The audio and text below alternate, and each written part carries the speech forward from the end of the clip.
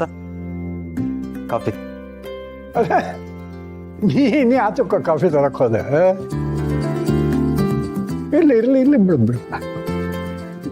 ಅದ್ರಲ್ಲೇನಿದೆ ತಾತ, ನಾನು ನಿಮ್ಮ ಮೊಮ್ಮಗನೇ ತಾನೆ, ನನಗೂ ನಿಮ್ಮ ಸೇವೆ ಮಾಡೋಕ್ಕೆ ಸ್ವಲ್ಪ ಅವಕಾಶ ಸಿಗಲಿ ಅಂತ.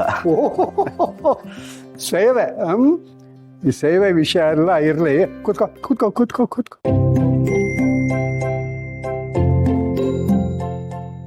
ಹೌದು, ನೀ ಅದ್ಯಾವುದೋ ಹುಡುಗಿಯನ್ನು ಪ್ರೀತಿಸ್ತಿದ್ದೀನಿ ಅಂತ ಹೇಳಿದೆಯಲ್ಲ, ಏನಾಯ್ತು?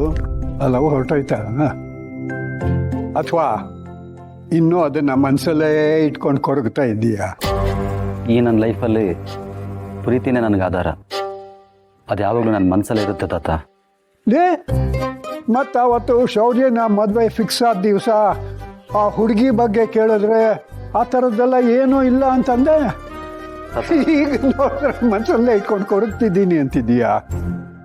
ಅದು ಆವತ್ತು ತಾತ. ಅವಳು ನನ್ನ ಪ್ರೀತಿನ ಒಪ್ಕೋಬೇಕು, ಅಲ್ಲಿ ತನಕ ಅದು ನನ್ನ ಮನಸ್ಸಲ್ಲೇ ಇರುತ್ತೆ. ಮನಸ್ಸಲ್ಲೇ ಬಚ್ಚಿಡೋದಕ್ಕೆ ಇದೇನು ಬ್ಲ್ಯಾಕ್ ಮನಿನೇನೋ ತೋನೇನ? ನೋಡು, ನೀನು ಮದುವೆ ಆಗ್ತಿರೋ ವಿಷಯನ ಆ ಹುಡುಗಿ ಹತ್ರ ಹೇಳ್ಬಿಡ್ಬೇಕು.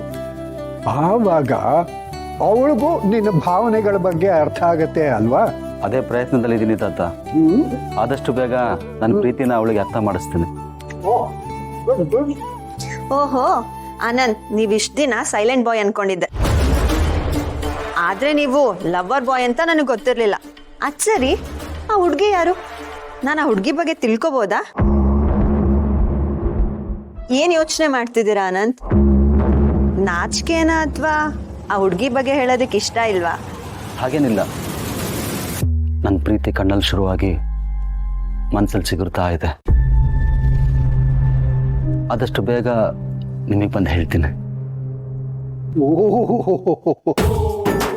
ಅನೋ, ಈ ಮಹಾನುಭಾವ ಇನ್ನೂ ತನ್ನ ಪ್ರೀತಿನ ಹುಡುಗಿ ಹತ್ರ ಹೇಳೇ ಇಲ್ವಂತೆ.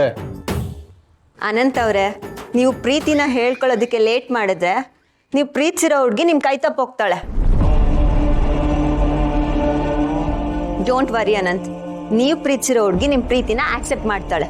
ನಿಮ್ಮಂತ ಒಳ್ಳೆ ಹುಡುಗನ್ನ ರಿಜೆಕ್ಟ್ ಮಾಡಿದ್ರೆ ಅವಳು ದಡ್ಡಿನೇ. ಆದಷ್ಟು ಬೇಗ ಹೋಗಿ ಅವಳಿಗೆ ಪ್ರಪೋಸ್ ಮಾಡಿ.